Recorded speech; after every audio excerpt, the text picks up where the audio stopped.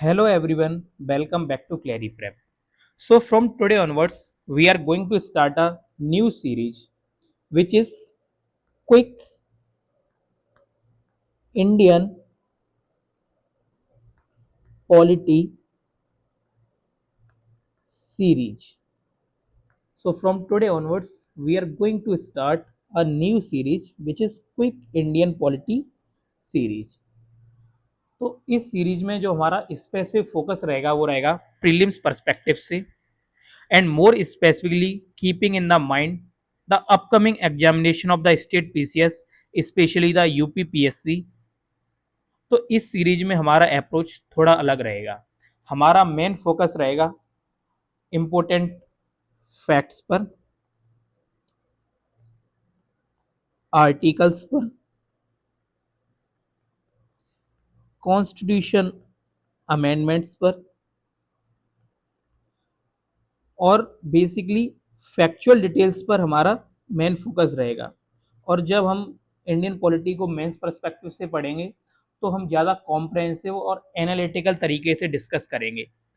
But ये जो series है वो स्पेशली प्रीलिम्स पर्सपेक्टिव से, तो इसमें हम important facts, article, constitution amendment, about important dates and committees and personalities के बारे में डिटेल में डिस्कस करेंगे। So without wasting any more time, let's start today's topic. आज का हमारा पहला टॉपिक रहेगा making of the Indian constitution. क्या रहेगा? Making of the Indian constitution. तो आज हम पढ़ेंगे making of the Indian constitution के बारे में। अगर हम बात करें इंडियन कॉन्स्टिट्यूशन की, तो कॉन्स्टिट्यूशन अचानक से 1946 या 1949 में नहीं बन गया था। इसके पीछे एक लॉन्ग कॉन्स्टिट्यूशनल जर्नी है। अगर आप इस जर्नी को टाइमलाइन के रूप में समझ लेते हैं तो पूरा टॉपिक बहुत आसान हो जाता है। तो सबसे पहले हम देखते हैं कि कॉन्स्टिट्यूशन असेंबली का आइडिया आया कहाँ से। अगर हम बात करें demand for the constituent assembly और the idea of the constituent assembly, तो सबसे पहले हम एक इम्पोर्टेंट पर्सनैलिटी की बात करते हैं, वो हैं एम एन रॉय। तो M N Roy in 1934 first put forward the idea of the constituent assembly. तो जो एम एन रॉय थे, उन्होंने पहली बार कॉन्स्टिट्यूएंट असेंबली के आइडिया को पुट फॉरवर्ड किया था। अब कॉन्स्टिट्यूएंट असेंबली आखिर होती क्या है? अगर हम सिंपल लैंग्वेज में समझें तो कॉन्स्टिट्यूएंट असेंबली एक ऐसी रिप्रेजेंटेटिव बॉडी होती है जिसका प्राइमरी वर्क होता है कॉन्स्टिट्यूशन को बनाना। मतलब अगर किसी देश को अपना कॉन्स्टिट्यूशन बनाना है तो एक ऐसी असेंबली चाहिए जो उस कॉन्स्टिट्यूशन को ड्राफ्ट और अडॉप्ट करे। तो 1934 में एम एन रॉय ने ये आइडिया को पुट फॉरवर्ड किया सबके सामने। तो जो फर्स्ट आइडिया था कॉन्स्टिट्यूएंट असेंबली का, वो कौन रहा? एम एन रॉय, जो कम्युनिस्ट लीडर भी थे। अगर हम बात करें इसी टाइमलाइन में, तो इन 1935 Indian national Congress officially demanded for the constituent assembly. जो आइडिया था वो तो 1934 में एम एन रॉय ने पुट फॉरवर्ड किया था, बट जो इसकी ऑफिशियली डिमांड की वो सबसे पहले किसने की? 1935 में इंडियन नेशनल कांग्रेस ने। इसके बाद 1938 में जवाहरलाल नेहरू आईएनसी के बिहाफ पर डिक्लेयर करते हैं कि constitution of India will be made bye a constituent assembly. तो 1938 में जवाहरलाल नेहरू ने इंडियन नेशनल कांग्रेस की तरफ से कॉन्स्टिट्यूएंट असेंबली की डिमांड को क्लियरली पुट फॉरवर्ड किया। यहाँ एक इंपॉर्टेंट पॉइंट समझिए, कांग्रेस का बेसिक आर्गुमेंट ये था कि भारत का कॉन्स्टिट्यूशन ब्रिटिश पार्लियामेंट नहीं बनाएगी बल्कि इंडियन देमसेल्फ अपने कॉन्स्टिट्यूशन का निर्माण करेंगे। यानी constitution of India will be made by Indian itself. अगर हम बात करें 1940 की, तो 1940 में जो कॉन्स्टिट्यूएंट असेंबली की जो डिमांड थी आईएनसी की तरफ से, वो ब्रिटिश गवर्नमेंट ने फाइनली एक्सेप्ट कर ली। किसमें? अगस्त ऑफर में। सॉरी। तो जो इसकी डिमांड थी कॉन्स्टिट्यूएंट असेंबली की, वो ब्रिटिश गवर्नमेंट फाइनली एक्सेप्ट करती है अगस्त ऑफर में 1940 में। इसके बाद 1942 में जो ब्रिटिश गवर्नमेंट होती है वो क्रिप्स मिशन को एक ड्राफ्ट प्रपोजल के साथ इंडिया भेजती है। तो 1942 में ब्रिटिश गवर्नमेंट ने सर स्टैफोर्ड क्रिप्स को इंडिया भेजा, जिस इसकी वजह से हम इसे क्रिप्स मिशन कहते हैं। क्रिप्स मिशन एक इम्पोर्टेंट कॉन्स्टिट्यूशनल प्रपोजल है जिसमें फ्यूचर ऑफ कॉन्स्टिट्यूशन असेंबली के फॉर्मेशन का प्रपोजल था। लेकिन यहाँ एक इम्पोर्टेंट पॉलिटिकल कॉम्प्लिकेशन ये था कि जो मुस्लिम लीग थी उसने इसको क्या किया, अपोज किया, because they wanted to separate constituent assemblies, one for Pakistan and another for the India. तो इसी वजह से जो ये क्रिप्स प्रपोजल था वो फेल हो जाता है। तो इसकी वजह से 1946 में जो ब्रिटिश गवर्नमेंट इंडिया में कैबिनेट मिशन को सेंड करती है, तो cabinet mission came to India in 1946 and जो ये कैबिनेट मिशन होता है वो आगे चलकर कॉन्स्टिट्यूएंट असेंबली के एक्चुअल फॉर्मेशन का आधार बनता है।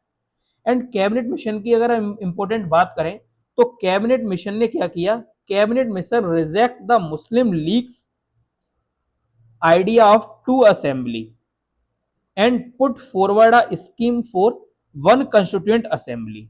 तो जो क्रिप्स मिशन के टाइम जो मुस्लिम लीग थी वो जो टू सेपरेट कॉन्स्टिट्यूएंट असेंबली की डिमांड कर रही थी उसको फाइनली कैबिनेट मिशन में क्या कर दिया गया, रिजेक्ट कर दिया गया। एंड नवंबर 1946 जो एक इंपॉर्टेंट डेट है, नवंबर 1946 में जो कॉन्स्टिट्यूएंट असेंबली होती है वो फाइनली कॉन्स्टिट्यूटेड हो जाती है under the cabinet mission plan. तो जो हमारी कॉन्स्टिट्यूएंट असेंबली थी वो फाइनली फॉर्म हो गई कब, 1946 में। तो 1946 में जो हमारी कॉन्स्टिट्यूएंट असेंबली होगी वो फाइनली फॉर्म हो गई। अगर हम इसको टाइमलाइन को देखें तो 1934 में जो डिमांड थी कॉन्स्टिट्यूएंट असेंबली की वो फर्स्ट टाइम किसने की, एम.एन. रॉय ने। देन इसको ऑफिशियली इस डिमांड को किसने रिकॉग्नाइज किया, आईएनसी ने। कब किया, 1935 में। देन 1938 में जवाहरलाल नेहरू जो आईएनसी ने जो ऑफिशियली डिमांड उठाई थी उसको डिक्लेयर कर देते हैं 1938 में और कहते हैं कि constitution of free India will be made by constituent assembly only. Then in 1940 this demand which is put forward by the INC is finally accepted by British government in the August offer. Then in 1942 the British government sent the Cripps mission in India under the leadership of Sir Stafford Cripps. That's why it is known as the Cripps mission, which brings a draft proposal for a constituent assembly. And this Cripps mission is opposed by the Muslim League. Why? Because they wanted two separate constituent assembly, one for Pakistan and another for India.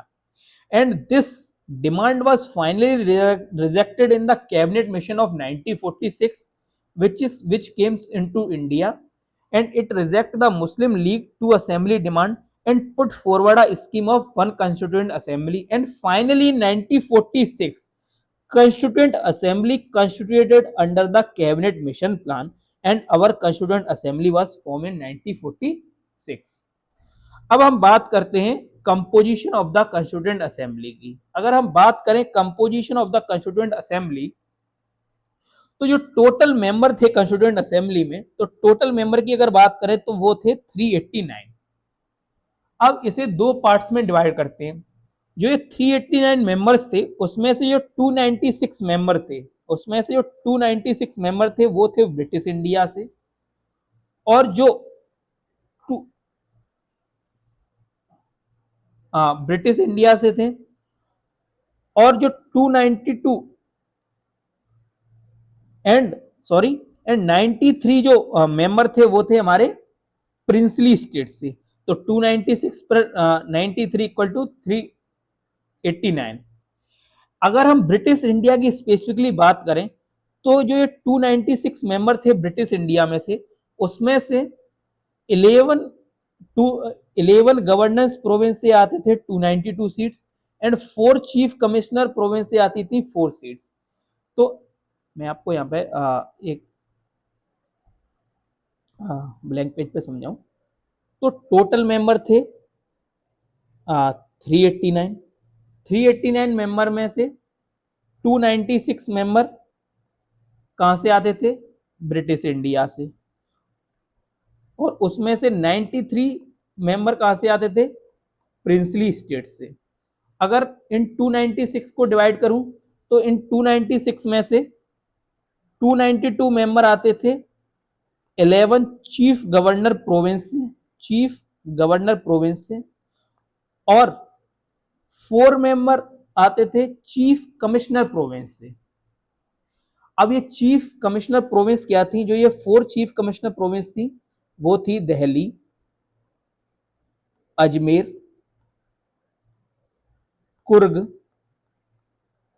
And British Balochistan, and British Balochistan.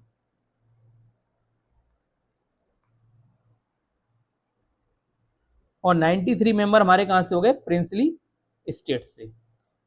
तो मैं आपको total member 389, 389 में से 296 British India से, 93 from princely state. अगर इन 296 की बात करूं तो 292 from 11 chief governor province and 4 member from the 4 chief governor province. उसमें से 1 is Delhi, Ajmer, Coorg and British Balochistan.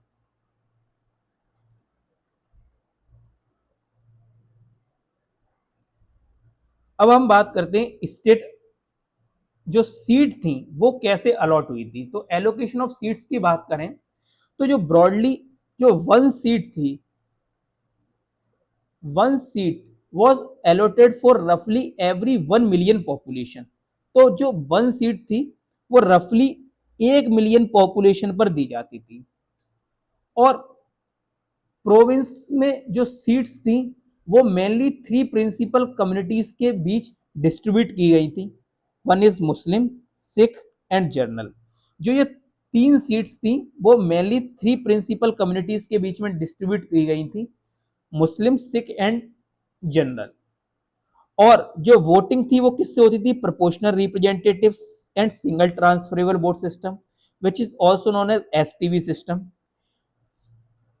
अब हम बात करें तो जो प्रिंसली स्टेट्स थे, जो सीट्स थी वहां से जो मेंबर थे वो नॉमिनेटेड होके आते थे, इसीलिए जो असेंबली थी वो पार्टली इलेक्टेड थी एंड पार्टली नॉमिनेटेड थी। तो अगर हम बात करें एलोकेशन ऑफ सीट्स की तो broadly 1 seat was allotted for रफली एवरी 1 मिलियन पॉपुलेशन। और प्रोविंस में सीट को 3 प्रिंसिपल कम्युनिटीज के बीच में डिवाइड किया था, Muslim, Sikh and general. And voting किस मेथड से होती थी? Proportional representative system with single transferable vote system.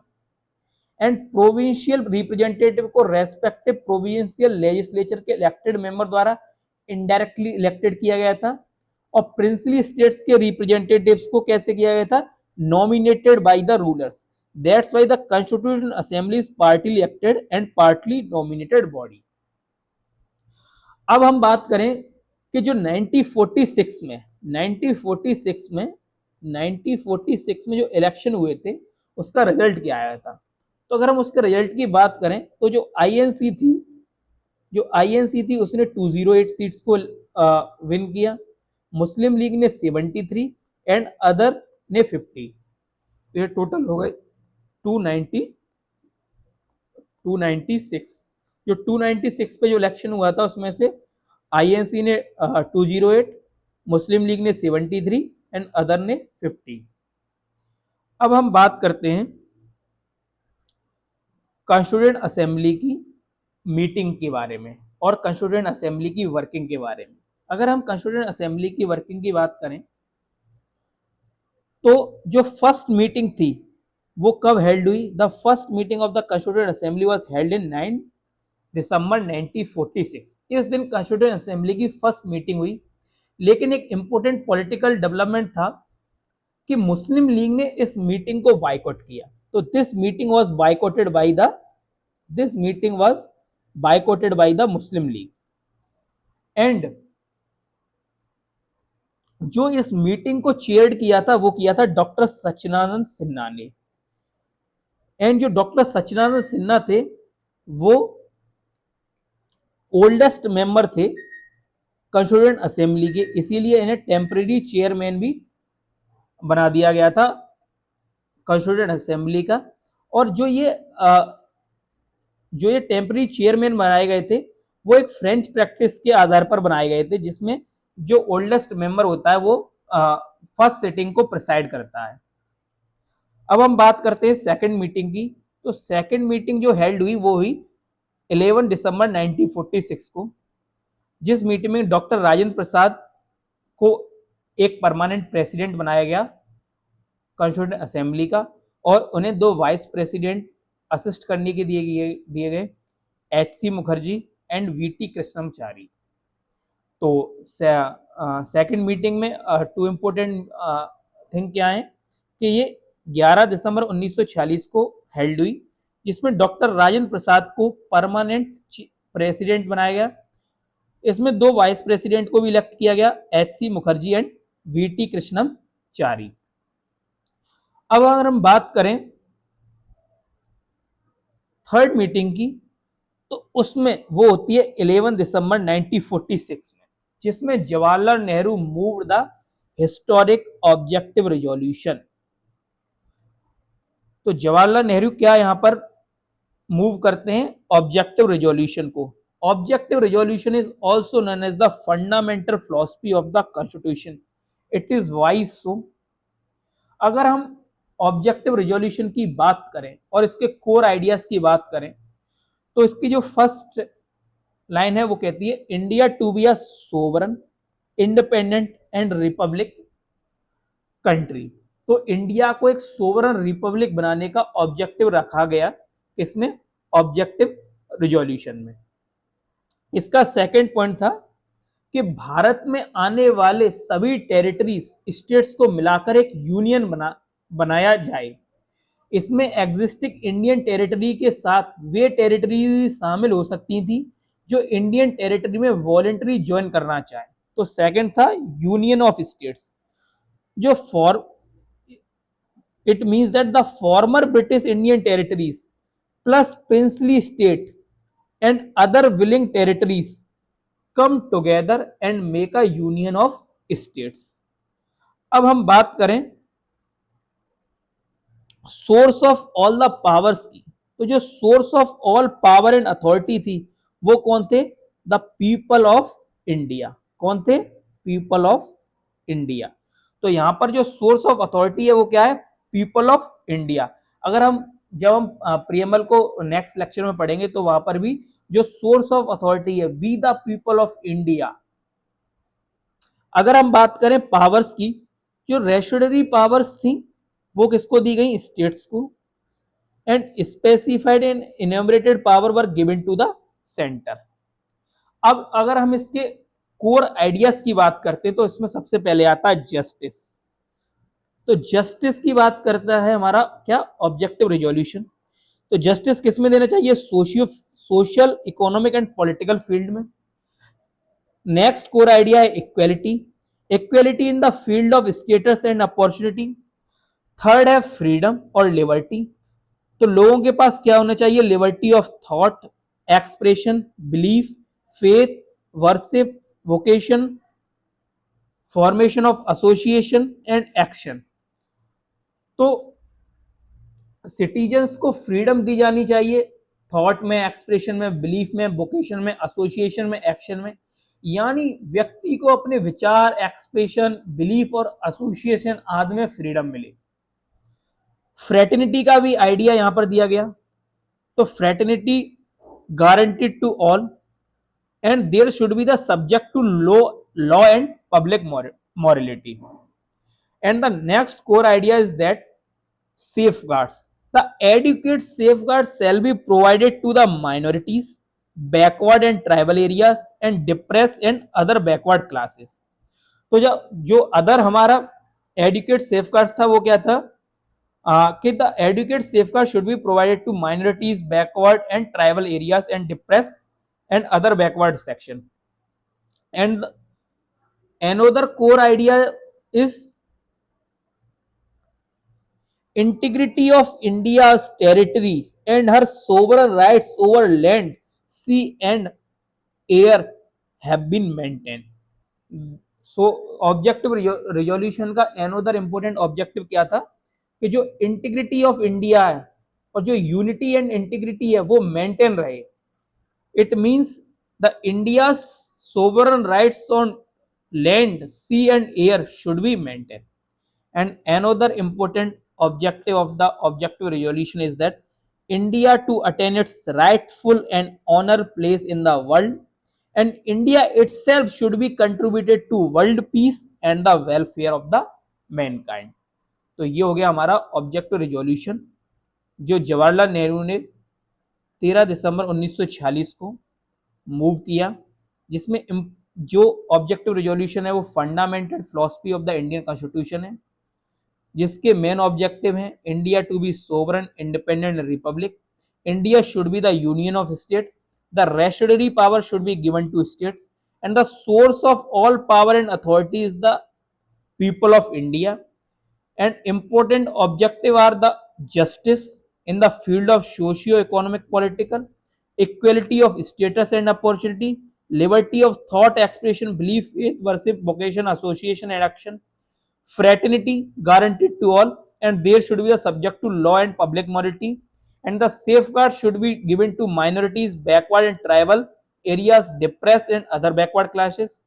Another important objective is that the integrity of India's territory and her sovereign rights over land, sea, and air should be maintained. And India also have to attain its rightful and honor place in the world. And India itself should be contributed to world peace and welfare of the mankind. तो ये हो गए objective resolution की बात. अब हम बात करते हैं एनोदर इंपॉर्टेंट एक्ट की, वो है इंडियन इंडिपेंडेंस एक्ट. अगर हम बात करें इंडियन इंडिपेंडेंस एक्ट की, तो इंडियन इंडिपेंडेंस एक्ट का एक इंपॉर्टेंट और बहुत सारे इंपॉर्टेंट इफेक्ट हुए जो making of the Indian constitution को अफेक्ट करते हैं. तो जब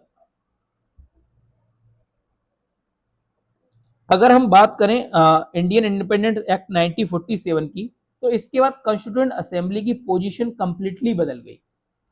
असेंबली सबसे पहले सोवरन बन गई.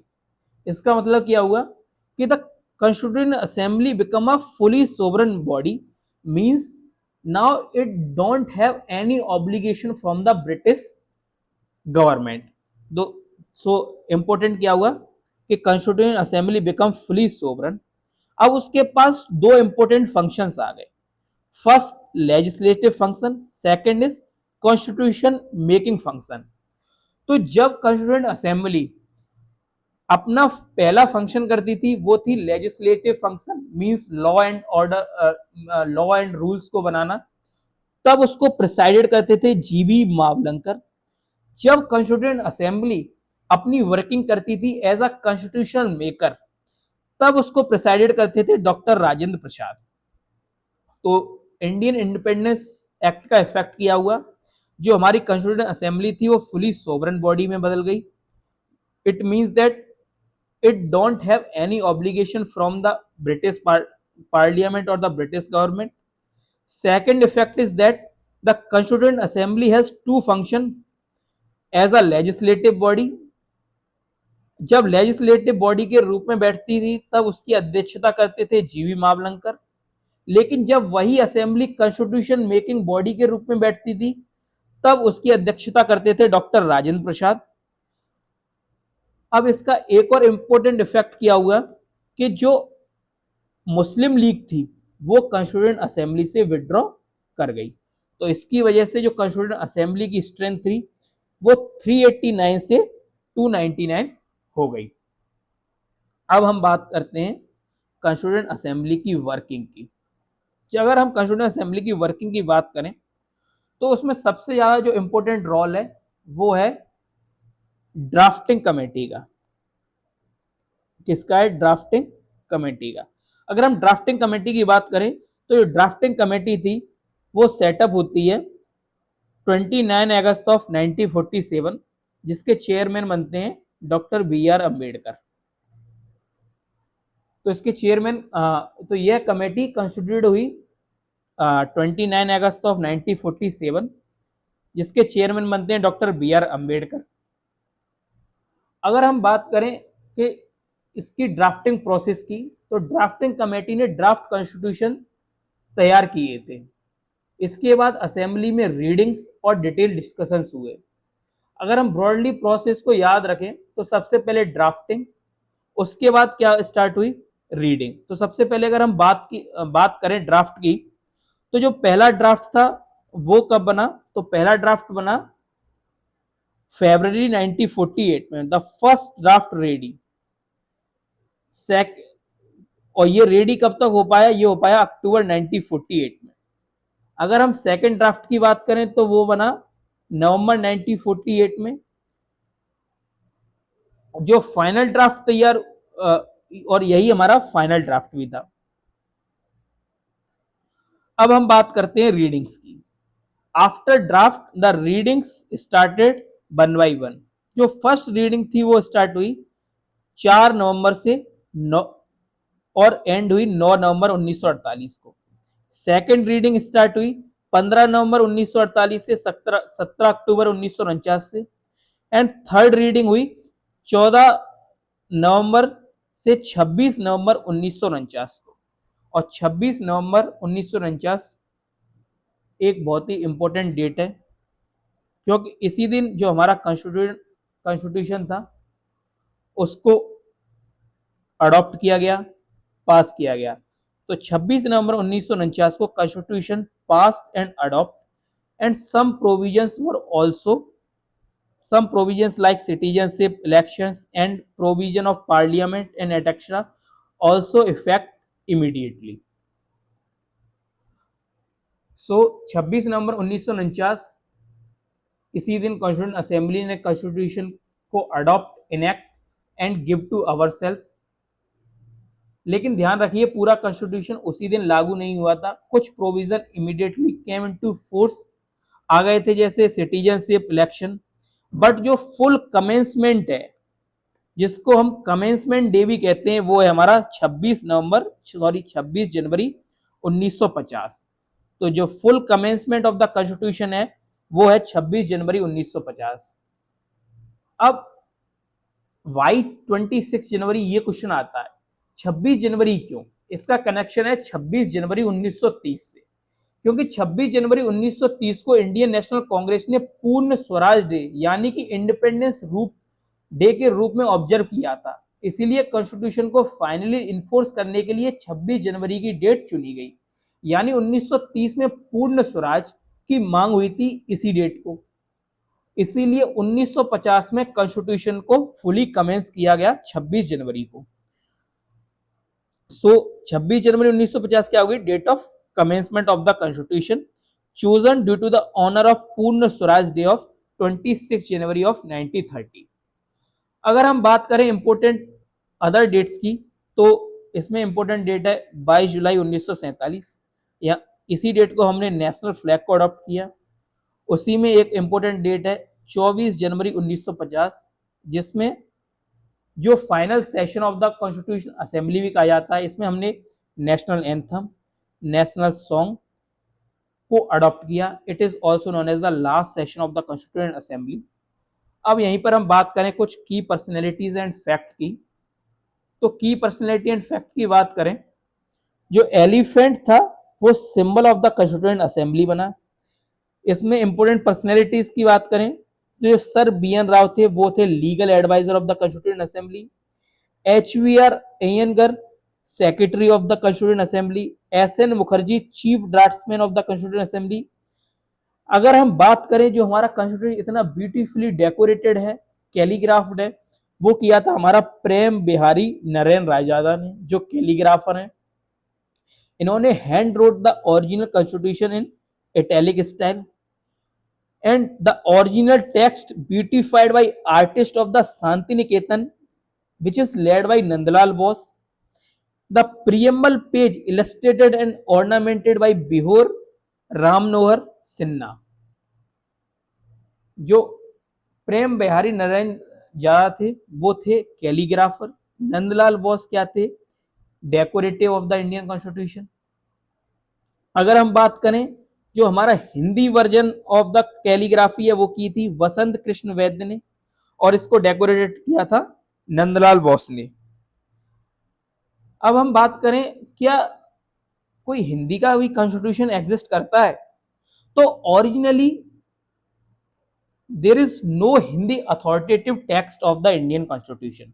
Originally, the Constitution had no provision of the authoritative Hindi text, but it was added by 58th Constitution Amendment Act of 1987, which is inserted by Article 394A and also inserted Part 22 of the Indian Constitution, by which the Hindi authoritative text of the Indian Constitution adopted. So it is all about the making of the Indian Constitution. अब हम एक quick revise करते हैं। तो अगर हम पूरी story को रिवाइज करें तो 1934 में M N Roy the first idea of the constituent assembly, 1935 में INC officially demand the constituent assembly, 1938 में नेहरू डिमांडेड एंड रिट्रीटेड, 1940 में अगस्त ऑफर आया जो आईएनसी की डिमांड को एक्सेप्ट करता है, 1942 में क्रिप्स मिशन आया, वो फेल हुआ due to the Muslim League demand for the two separate constituent assembly, 1946 में कैबिनेट मिशन आया कि जो मुस्लिम लीग की डिमांड को रिजेक्ट करता है टू कॉन्स्टिट्यूएंट असेंबली वाली को, और एक सिंगल कॉन्स्टिट्यूशन असेंबली का फॉर्मेशन करता है, and finally the constituent assembly was form in 90 November 1946। अब अगर हम बात करें कंपोजिशन की तो टोटल मेंबर थे 389, जिसमें से ब्रिटिश इंडिया से 296, प्रिंसली स्टेट से 93। अगर हम स्पेशली ब्रिटिश इंडिया की बात करें तो 296 में से 11 गवर्नर प्रोविंस से थे, 292 4 चीफ कमिश्नर प्रोविंस से थे। सीट अलॉटमेंट की बात करें तो 1 सीट पर मिलियन पॉपुलेशन, सीट्स पर split into 3 principal community Muslim, Sikh, general, voting by the proportional representative and single transferable vote system. अगर हम बात करें फर्स्ट मीटिंग की तो first meeting 9 December 1946, second meeting 11 December 1946, third meeting 13 December 1946, जिसमें Jawaharlal Nehru historic objective resolution को move करते हैं।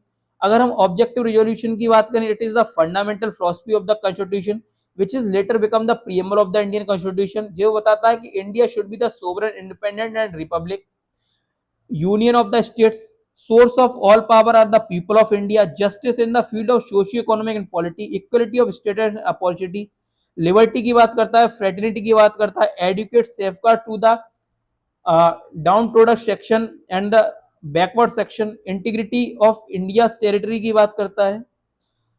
फिर हमने देखा इंडियन इंडिपेंडेंस एक्ट, जिसके इफेक्ट देखे, जिसमें जो कॉन्स्टिट्यूएंट असेंबली थी वो फुली सोवरेन बॉडी बन गई।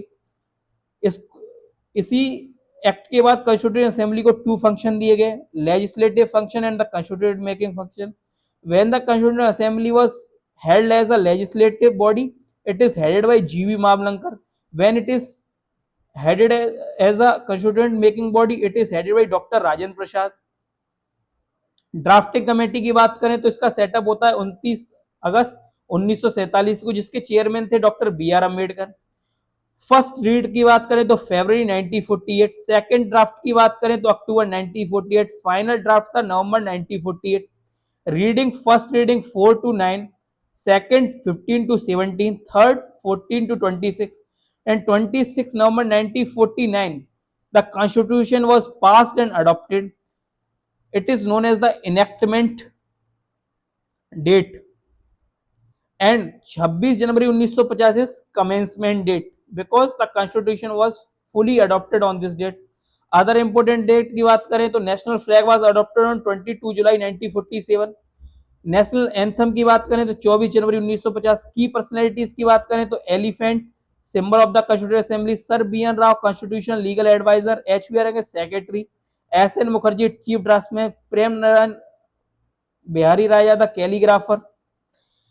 अगर हम बात करें तो हिंदी अथॉरिटेटिव टेक्स्ट की ऑफ द इंडियन कॉन्स्टिट्यूशन, तो ओरिजिनली ऐसा कोई प्रोविजन नहीं था, but 58th constitution amendment act of 1987 inserted in article 394A which inserted a part 22 in the Indian constitution by which Hindi as a constitution Hindi authoritative text was recognized. So it is all about the making of the Indian constitution in the quick polity series. Next lecture में हम preamble की बात करेंगे और ऐसे ही धीरे धीरे हम वन बाई वन सारे पॉलिटी के चैप्टर को अनफोल्ड करते जाएंगे with the prelims perspective. So thank you for watching this lecture. Be with me. I will see you in the next lecture.